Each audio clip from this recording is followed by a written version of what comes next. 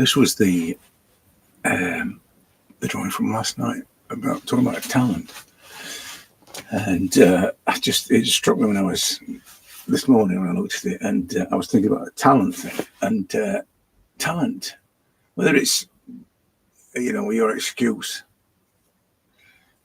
that you don't achieve something. Although I'm a bit kind of goals and intentions in terms of outcome are a bit for me is a bit of a negative. But sometimes talent is an excuse for you not being able to do it. Oh, you're talented, therefore you can and I can't.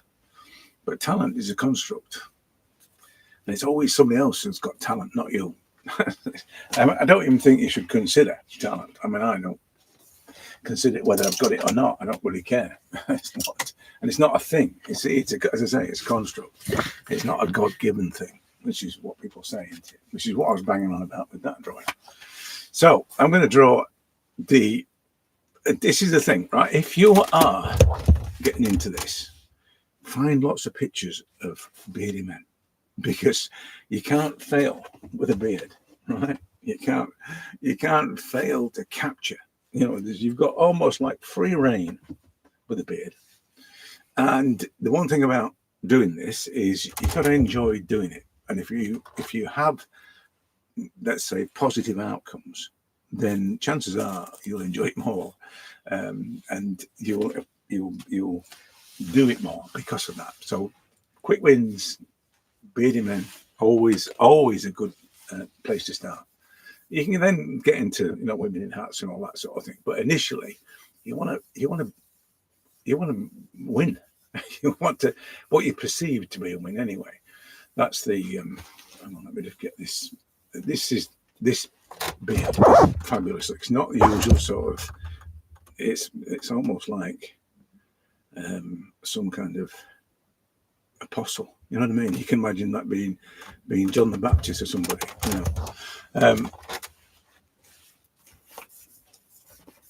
But yeah, it's a great. Beards are great. This is the reason why charcoal people who work in charcoal draw beards. You can get any of them. You look all of us in. I mean, most of it. There's a guy called John Carrasco, I think it is. I can't pronounce it properly. And he's like famous for being the go-to beardy man for everybody. I mean, Oliver's done a lesson drawing his beard. So, but it's the go-to for charcoal artists. Really, is and once you get into it. It's some amazing. You're looking at John's people who painted John. There's some incredible paintings of him. I mean, I think that's a genius thing. He just approaches everybody and said, "Do you want to draw me? Here's a lot of pictures," and that makes him. It's world famous. It's just a world famous model with a beard. That's the thing. It's just as I say, a genius, absolute genius. It'll be renowned. I mean, that is, if you think about it, what's the most important thing after the artist themselves? It's the model. So he will be renowned for that. Incredible, as I say, genius, absolute genius. I drew him, but I was in a different mindset, I suppose. I mean, I it might be on here somewhere.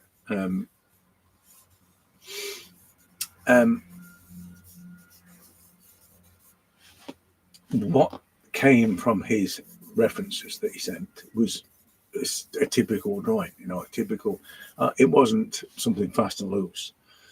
It wasn't contrasting, the usual sort of things that I prefer. It wasn't any of those things. So it ended up being quite a grey, typical drawing. Just adequate, I would say, in terms of what everybody else would expect. From my point of view, I wanted it to be something, but there was nothing there to work with. So it's always the case that I don't make it up. I respond to what I see. So the people that are more creative in the fact that they can manipulate the thing in such a way that it becomes more dynamic or whatever, then they might have a style that does that anyway. But they were more successful with John's portraits in terms of I think what he likes, because he doesn't promote those he doesn't like. He didn't promote mine, so he just said that he preferred my other style, which is a bit of a, you know, well, I don't know. I don't have a style. I'd like to think, but as I said to somebody this morning about this, they're talking about style being a trap. No, it's not really a trap. It's just ignorance that causes people to think that style is something you must have. And it's also ignorance in the fact that they don't know what it is they're supposed to do. So they formulate a plan, if you like, and that plan revolves, a goal or intention that revolves around a specific outcome. And usually that's going to be a style, an established style of some kind that they've seen and they like, and then therefore, and portraits are like this and so on and so forth, But style for me is not, it's just a consequence, really, of how you see the world. But this, as I said, drawing the beards thing is, if you watch me do the last night, this is not that much different. This meandering and establishing the physical shapes, the anchors of the shapes, and then the shapes themselves using tone. It's not that much different. But all this has come from the reason why it's similar to this. Is because I really sort of formulated it in that area where it didn't really matter if I made mistakes. This is more visible, the mistakes that let's say, inaccuracies, shall we say, or the failing to connect with this sort of thing. This is more visible in this sort of stuff. And with this, you don't really feel that kind of pressure. So, as I say, the same thing happens. I'm still looking for alignments and finding the anchors and then developing the shapes around the anchors and, with tone. It's exactly the same. Perhaps there's a little bit more fluidity in this. So it moves around, when things aren't quite right, when the nose isn't, the nostril's not quite in the right place, because I'm looking at alignments then, it's not quite in the right place, so it gets shifted across. So there's a little bit more fluidity, because it won't really matter because of the nature of the subject, the sort of the roughness of his skin and things. So it is that really, it's that forgivingness that allows you to be a little bit more daring and a bit more free with the way that you make the marks. But as I said, the way you respond to something, the way you see the world, is what formulates your style. If you want a style, that is. It's not an expectation. It's not, I'm going to do it like this kind of thing, which is one of the problems that people have with, what causes the problems is this idea that it has to be done in a certain way. Somebody just said to me, we talked about this. A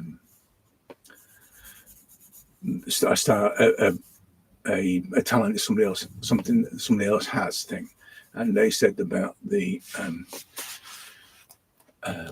and I mentioned it was a construct, but they use the word concept. It's a completely different word, and I think they understood it to be construct, but it was a different language thing. And he said that he used to be no good at drawing, but he ignored he wasn't good at drawing this, and that's what he said. But he ignored that and sort of pushed through and kind of, worked through it, and which is a common thing that people say. He just. But the fact that he said he was no good, if that was, and I don't think it was in the context that I refer to being good. The unique response and the purity of your intention and all that. It wasn't. It was referring to the mechanical skill of drawing. That in itself underlies these problems and existing problems now. It'll always have that judgment of his work that, my immediate response to him, I didn't get into it, but my immediate response would have been define good, and that's the problem. A lot of people have this idea of what it should be, and that's, if it's not the goal, it's their measure, and that's the thing. It's a strange thing. I didn't really get all this until I'd done so many that the question was why. I mean, I do it because it's joyful. That's what I'm doing it for, because I get great joy of doing it. But the other side to it is doing so many. There still has to be a kind of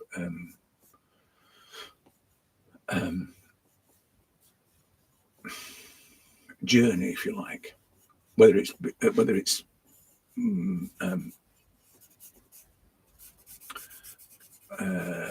catalogued or chronologued or whatever, whether it's measured in some way. That journey is irrelevant, but it is this thing of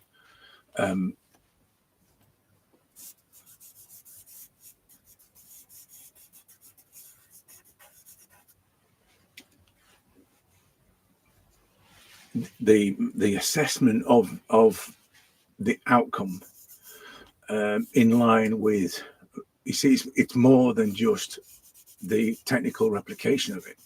So if that's what it is for me, how do I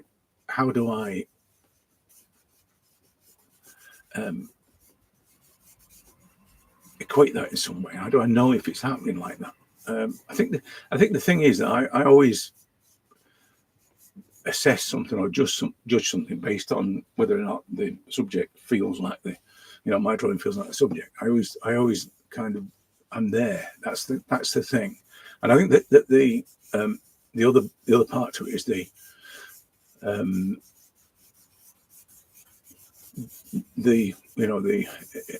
response, the way I do something is also part of that. Does it feel like the subject? I think beards are a good example of that, because it's one of those things you should never try and draw, but you should try and capture it. And that is it's what Robert and Rice said about hair. It's the most important thing, but you should never try and draw it. And I think beards are like that. If it's a bearded man especially, it's really important to this face, this beard. But trying to draw it, trying to draw every hair and all that entails, that can be the downfall. It can be the downfall of what you're trying to do, because it's not. It's more of a feeling.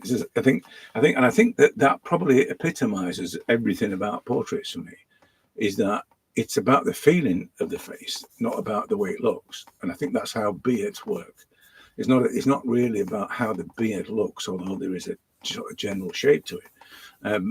It's more to do with the feeling of the beard.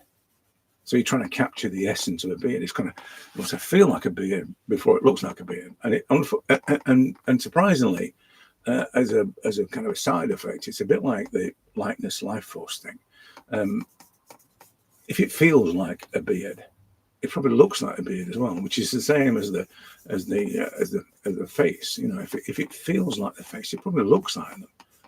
So I've said this before about the likeness follows life force. So you respond to the feeling of a face, the feeling of a person first.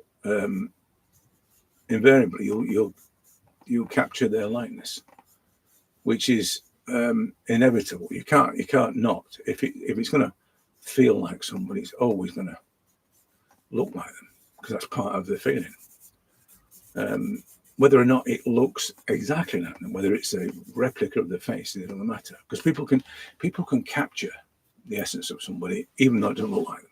It can feel like them. There are many great artists that can do that, and that kind of sets them apart. The portrait artists that do that, it sets them apart from the run-of-the-mill copyists. The people that can do great, detailed portraits. but fail to capture the essence of someone. That yeah, it's you know what I mean about beards. They're really not a difficult thing to draw at all, and you just got to lean into it, so to speak. You know,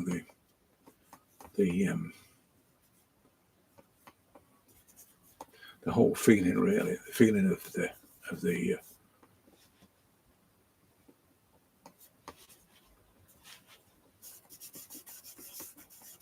you know, and the roughness and the coarseness. And the thing is that's another thing. When you connect with a subject, I find it's always better to allow that feeling, you know, the connection to drive the way you make the mark. So we may be looking at locations and stuff, and maybe looking at the way, you know, a certain thing blends out or whatever.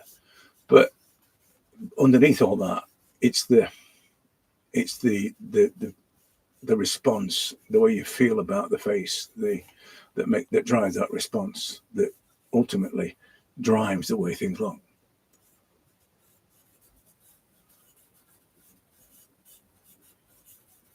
I talked about last night about this. The reason why I was talking about talent was because somebody said that I was talented but I had no structure, and what could they learn because I got no structure? I mean, basically, they're not the kind of people that I could teach. But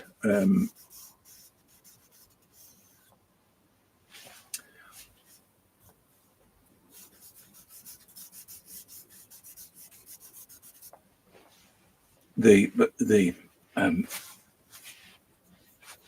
emotional response thing, which is essentially what I do, is, for me, is fundamental to all art. It's not just even non-realistic. I would say that, you know, if you went and painted a landscape that wasn't realistic, there's a lady I know that goes and does it on the moors and live and just amazing.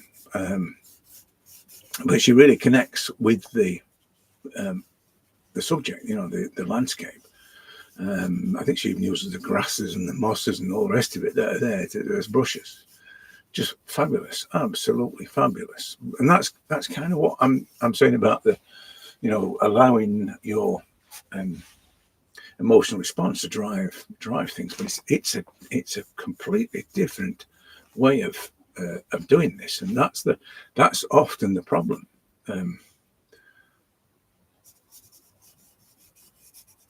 Like the talent thing, people have this perception of what, you know, what talent is, or what to be able to do this you require talent. They have that, which is not their fault. I mean, it's a conditioned thing. It's, as I said, it's a construct. So all the years that you've been told that this is what portraits look like, and consequently, that's kind of what you expect when you do it, or that's the goal that you want to achieve, to do it in the way that you've been told so many times it should be done. It's complicated, you know. It's complicated and simple simultaneously, and I think the problem is that people try to complicate it, and particularly if it's about the production stuff, because that is complicated. I mean, just knowledge and practice and anatomy and geometry and all that stuff. It's just beyond me. I really can't. I can't afford the time, if that's the right way to put it. I think it's a worthy endeavor, and some of the, you know, the efforts that people do are absolutely incredible. But I see some amazing results from people who haven't had that kind of background. So it's not necessarily a prerequisite that you have to have all this knowledge and practice and guidance and all the rest of it in order to be able to create great works. I can't say art, because I think art is something that it's a bit like, it's one of those, it's like talent. You know, talent is what somebody else describes or uses to describe, and art is the same. Using it, someone designates that word and said that's art. It's not really something that I think that we endeavour to do. I don't think I know any artist that sit down and say they want to create art. They want to create work. They want to be creative. Work is another bad word as well. So, but they want to be creative. But whether or not they consider that to be art is another matter. I think generally they don't. There's very few people. It's a bit like saying, I'm talented, or I think I'm talented. It's the same thing. No one says that, and no one says I've created art. Unless the the type. So those sort of deluded individuals that think they're special, and yeah, I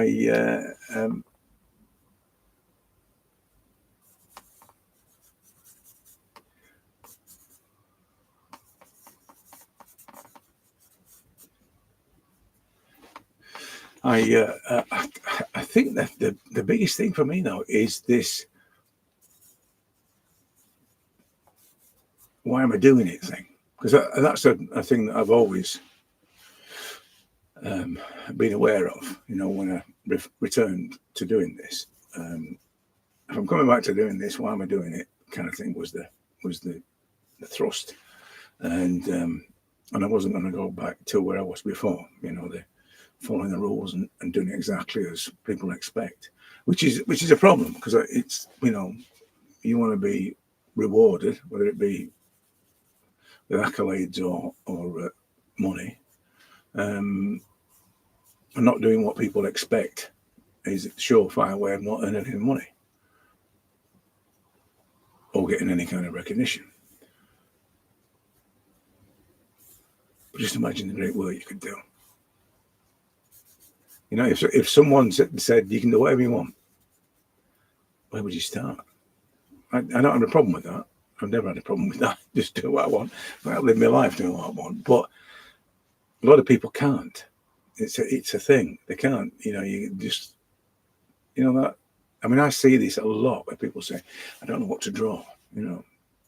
How can you not know what to draw? I mean, I would have said that when I was a kid. When I was years ago. When I first started out, I would have said exactly that. I don't know what to draw. What I meant was, I don't know what to draw that people will like. And then the other thing is, I don't know what to draw what I'm capable of drawing, which is another thing as well.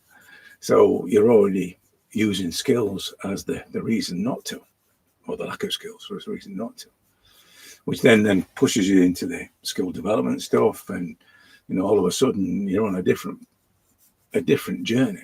It's all about skill development. And once I've got all these skills, I'll be a great artist. No, you won't. You'll just be like everybody else. We're on the same journey, and that's the problem. That's the thing I did. That's the thing that I got locked into, which is, as I said, the style issue. This guy in this video said the style was a trap. It is in a way. It's a bit of a myth as well that people deliberately develop a style. I think great artists just develop a style. It just happens that way.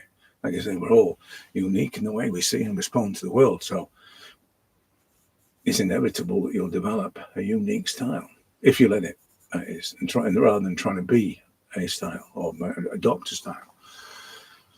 But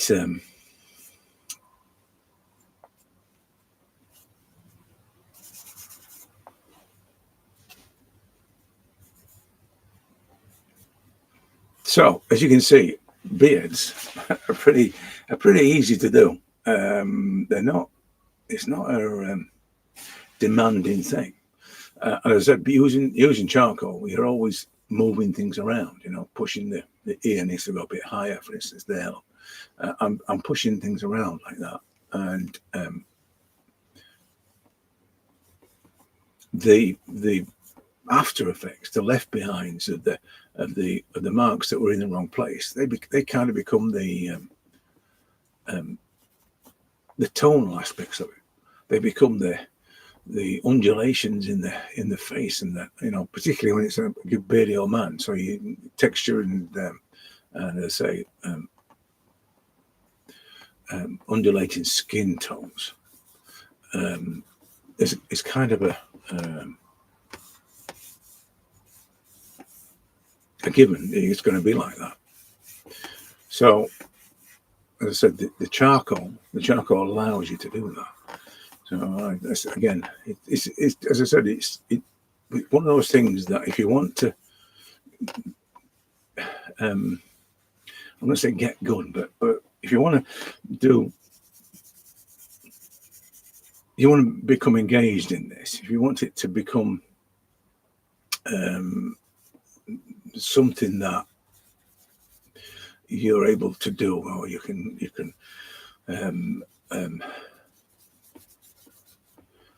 I can't use the word successful because that's it's peculiar to you. You know, your success is not my success, and so on and so forth. And that, if you want to do this, let's just say if you want to do this, regardless of the outcome, choosing things that are easy to do, that give you the quick wins, the rewards, it will just encourage you to do it more and more, and that's can only be a good thing. You know, you don't need to practice. If you enjoy doing it, you don't need to practice. You can't stop yourself doing it. You know, it's that thing about you don't need a reason to do it. You need a blooming good reason not to do it. It's that. So, but as I say, doing things that you feel are successful in the context of whatever your intention is. My intention is always to capture the essence of something. And if you feel successful in that, and it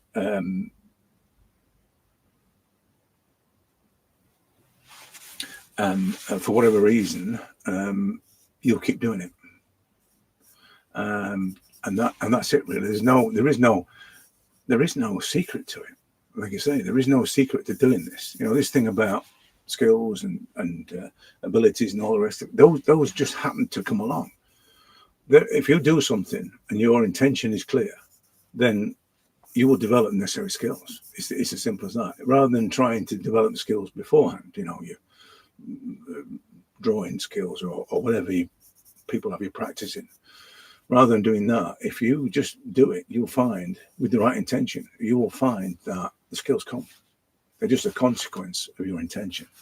They're not the reason to do it. And for a lot of people, it is about the skills, and that's the trap. If the guy talks about style being a trap, it's skill dependency that's the trap. Because you think that you can be more skilled, you can be more accurate, you can be more detailed, you can handle the paint better or whatever. You think you can do all those, and that will make you a better artist. It will make you better at painting. It'll make you better at doing it. But will that make you a better artist? Probably not. I think the example I gave the other week about the girl on the Australian game show, the portrait artist thing, and she just wasn't a trained painter, but she sat on the floor and she was a barista, and then she sat on the floor and painted. Good grief, that girl could paint. You know, she could capture the emotions and the essence of somebody, regardless of technical abilities. And that, I mean, somebody would call that natural talent. It's not natural talent. It's somebody that really, I think it's probably to do with the fact that she's not trying to do it to prove something or to be as good as or do it in a certain way. This is back to the style thing. She's not falling for that. She's just doing it, and it is what it is. And it takes great. I wouldn't say emotional strength, but it is emotional strength to be that relaxed about and unpressured by other people's expectations. It takes a great person with a fully developed personality, I suppose, to accept that the consequences of her efforts, regardless of whether or not it meets someone's criteria, are unique and pure and hers alone. That's like, you know, I've been seeing a lot of. There's a girl that's been singing this, which is French, called Lucy, and this amazing. She sang the Voila song first. That's what I saw, and then she's with this pianist guy, and he wrote this song called, I think it's Maison. And good God, if you want to see talent in call it talent, it's right there. It's everything. It's the, you know, when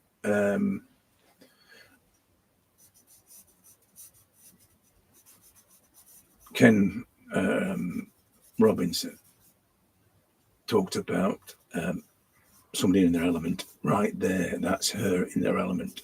Everything about her, you see it in her. Someone said about her being confident. No, she's in her element. That's what it is.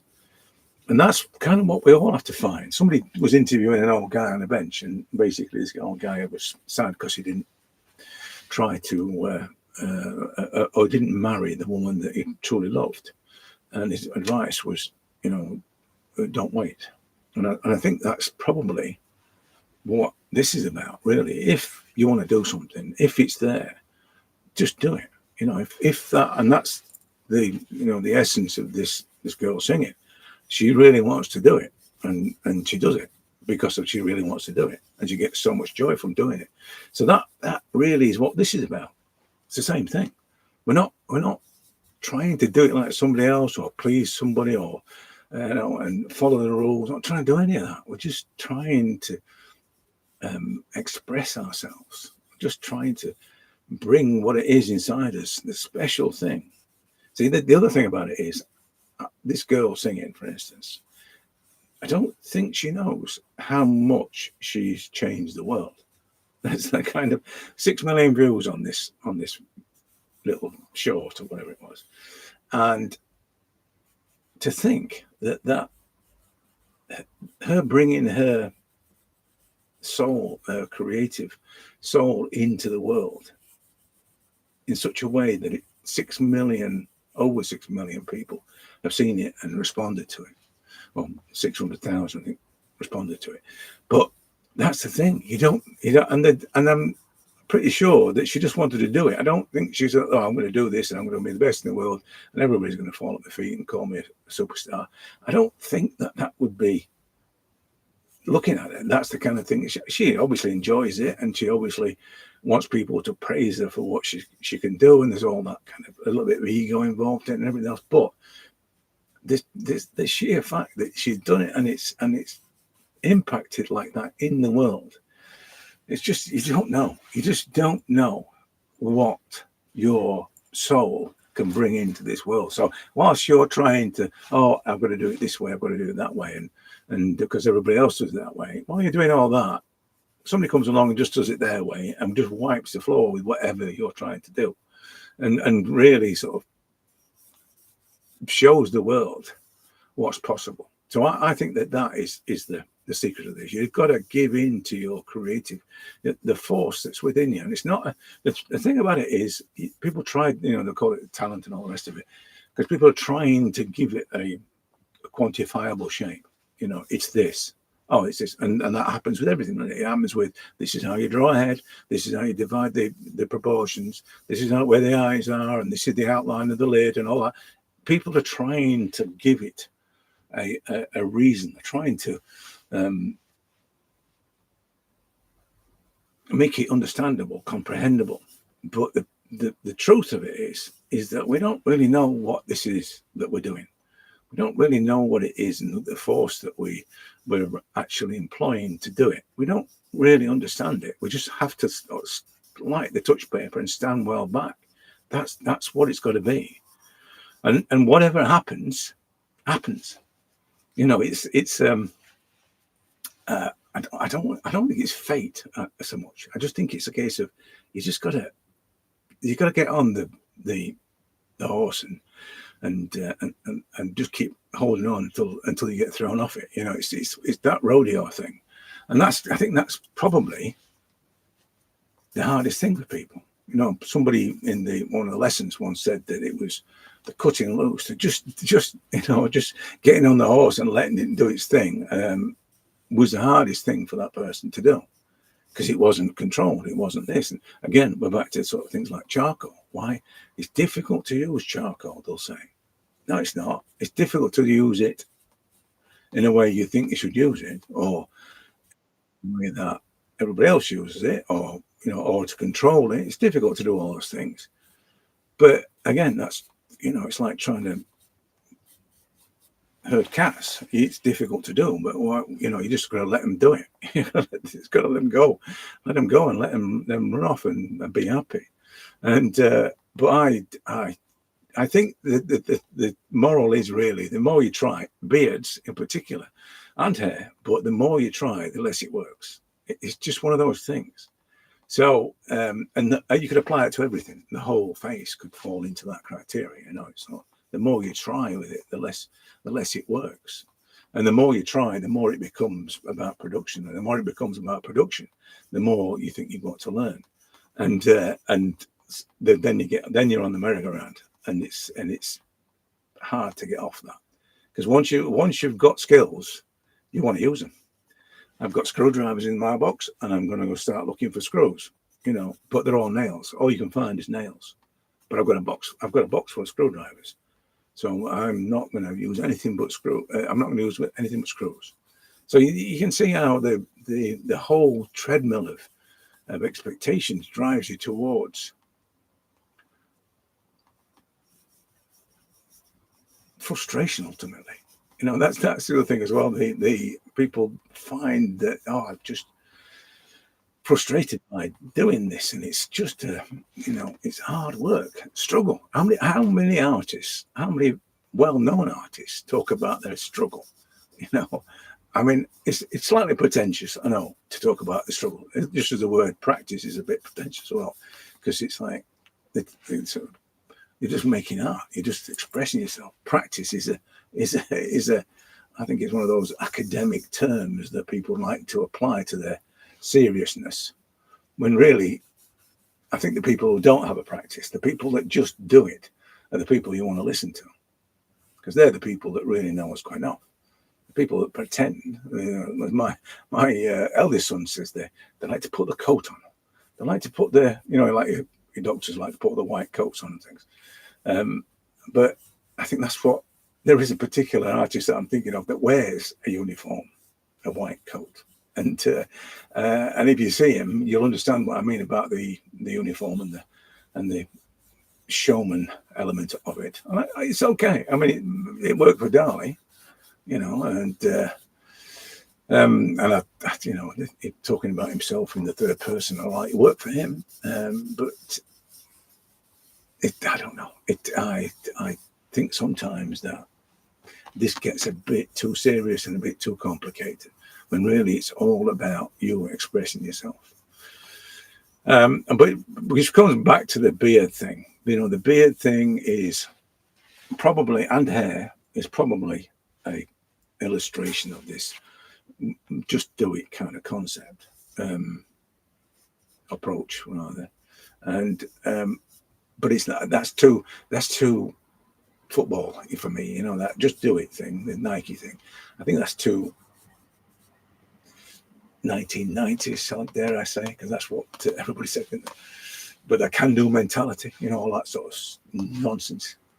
But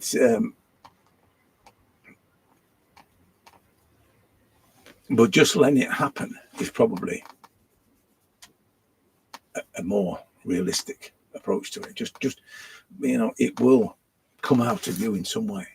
It will manifest in some way, and you're just going to let it do that, rather than forcing it to be something that it's not. Which again, is back to beards and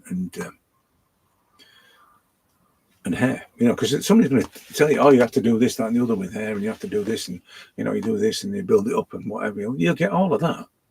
Guarantee you'll get people doing that, because they know that it's the same for them. They don't know any better, but it'll for them it'll be a way of describing the process, because if they can describe the process, a la Einstein, if you can describe it simply, rubbish. But if you can do it, they think that will then make it right in some way. There's a guy that does something else. It's a type of drawing, and it's like he can describe this method of drawing. It's like all these methods. just because they can be described, it doesn't make them a better way of working. Just because you can describe how to build a face in Loomis, it doesn't make it a better way of working. In terms of the creative arts, in terms of being an illustrator, it does, because that's really what Loomis is all about. But as I say, the need to understand this is great, especially when you're fresh to it. When you're fresh to this and you have not done it before, what is it I'm doing? Well, all you know is that portraits look like people. That's it. That's all you're going to do. If you can make it look like someone, then and the more it looks like them, the more detailed it is, the more photographic like it is, the better your portrait is, which is a load of nonsense. So I tell you that right now. Being able to make accurate photographic copies of something is not art. It's making accurate photocopies of something. That's what it is. But it's, as Harrison, my youngest, said, reality is the yardstick of the common man. Because if you know anything about, if you've done this, how many people have said to you, "Oh, it looks like a photograph," and how many times that wound you up? You think it's not a photo. I'm not trying to make a photocopy of a photo, but that's really what people wouldn't judge it by, which comes back to this thing of other people's opinions thing. So it doesn't matter. It doesn't matter what people describe or expect of you. Being able to do it and express your own response, that's when you know you're winning.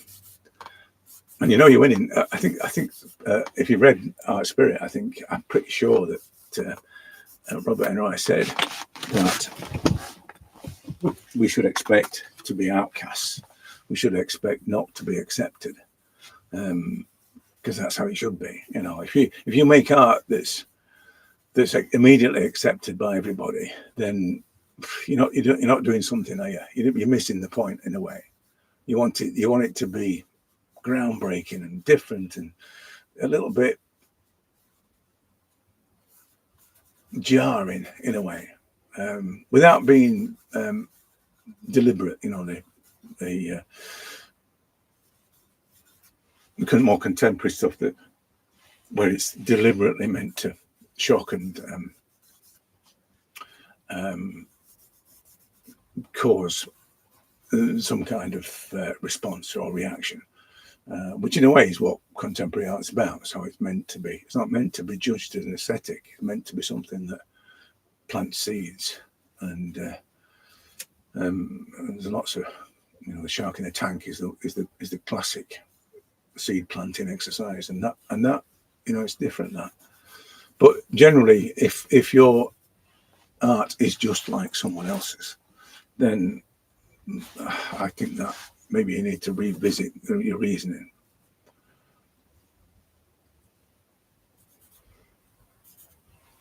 So as I say, with beards, so I've been rambling on and just scribbling away. With beards, it's pretty much an easy ride. They're not demanding, and when you're working with charcoal, you've got this continuous manipulation, continuous touching and tweaking thing going on. And even if things are in the wrong place with charcoal, you can always move stuff around, make them a little bit bigger or smaller, kind of thing. I think it also it's probably the style, the way that I work that helps with that. Had it been more specifically accurate type of stuff, then moving things around would be a little bit more difficult. Still, it's not impossible.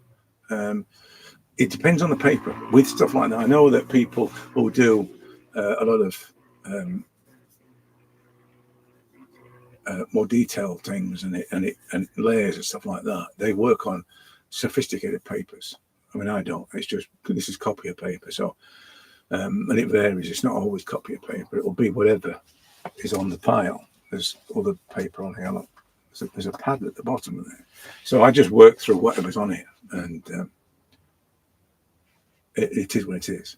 you know, and it responds in certain ways. Some of the papers I use doesn't respond that well to charcoal. Some of the really smooth stuff you get you can't get a dark with it. It's just very grey, and you know. But I like it like that. I do like the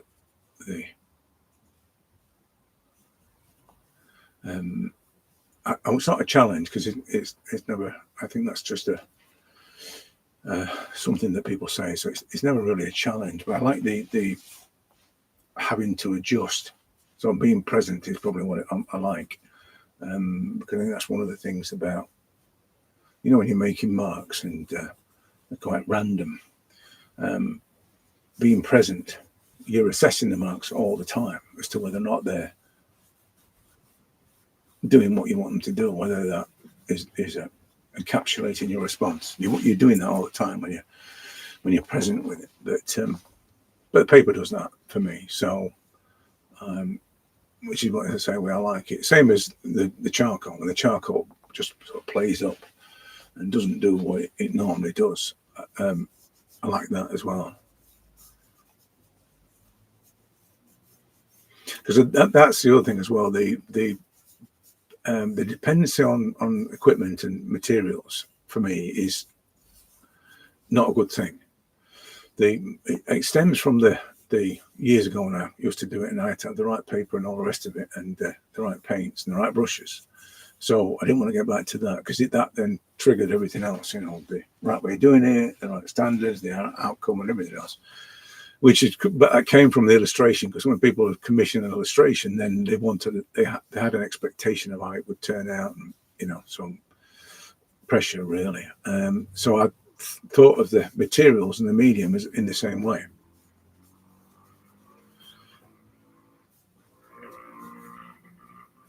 which, as I say, it was quite detrimental to me.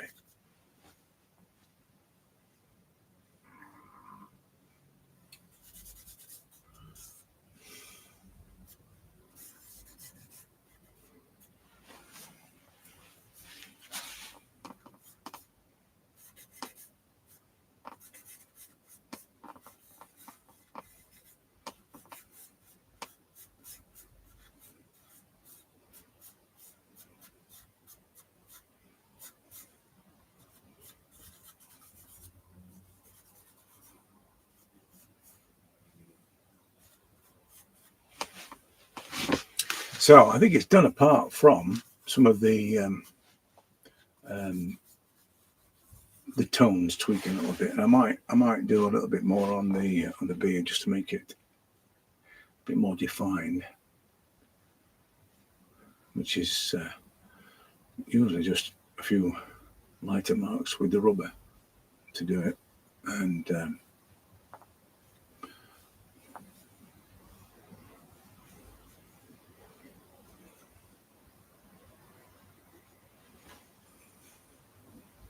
yeah.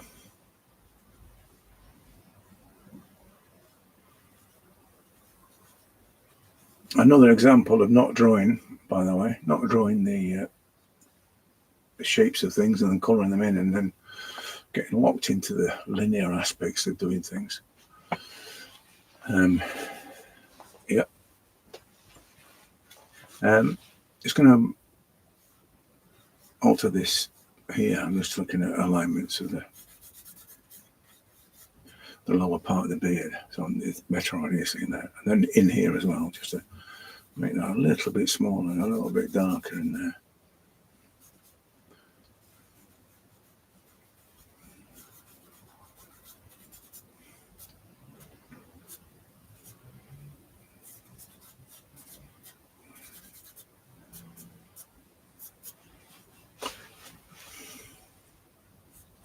I'm going to also come back and put some lighter marks in the moustache.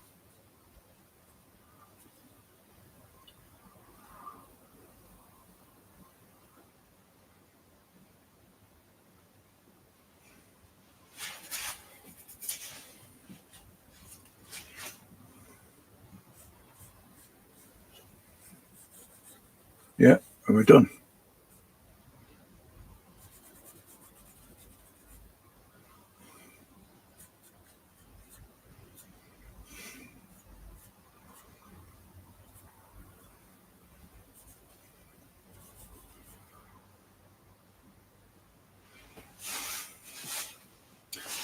Done. To recap on the beard thing, I think the advice really is don't try and draw them, and I'd say that about hair as well. It's as soon as you get into the desire to replicate it, it's a whole new world of pain, really.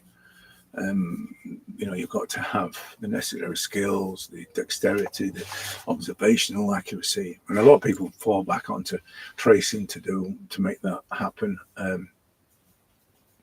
The other thing as well is that every beard is different, every face is different, every ear is different. You know, it's you draw them all differently. So the beard isn't a series of regular repeated marks that you always work with, you know, to create a beard. They're just, this beard is completely different to another beard, and all I'm trying to do is connect and respond to the way that the shadows and the shapes of the beard are, and not thinking that it's this shape, that shape, and the other shape, which I always use when I'm drawing beards. It's not, none of that. It is what it is. This is completely different to any other beard that I've drawn, and I'm treating it in such a way. So, and that's the same with hair and, you know, everything. See, the thing with the elements of the face is that the mood of the face will also impact on the way you treat the beard or the hair. So if it's a grubby old man that's down on his luck kind of thing, then it's going to have that kind of vibe, and you will respond to that in the way that you make the marks, and the whole thing will have a little bit of a dirty kind of feel about it, you know, a more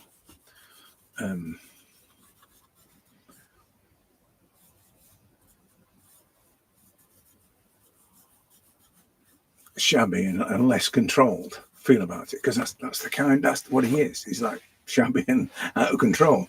So but that then affects everything. Every mark that you make on the face, every, you know, hair that you try and replicate or respond to or capture will have that same vibe about it. So everything will have that, you know, the way that the hair is. So your marks will ultimately be a response into that mood. So as I said, it's different every time. The most important thing is not to try and draw it. It's just to try and capture the essence of what it is. It's a beard, and that's really always, as long as that you communicate that it's a beard, whether the hairs are in exactly the right place is kind of irrelevant. Anyway, let's say it's done now, so I'm going to leave it at that. I'll probably do another one later. At the moment, I was just digging out all the oil, because I was talking about the not drawing eyes the other day. So I was digging out all the oils that I did. I showed you the one last night in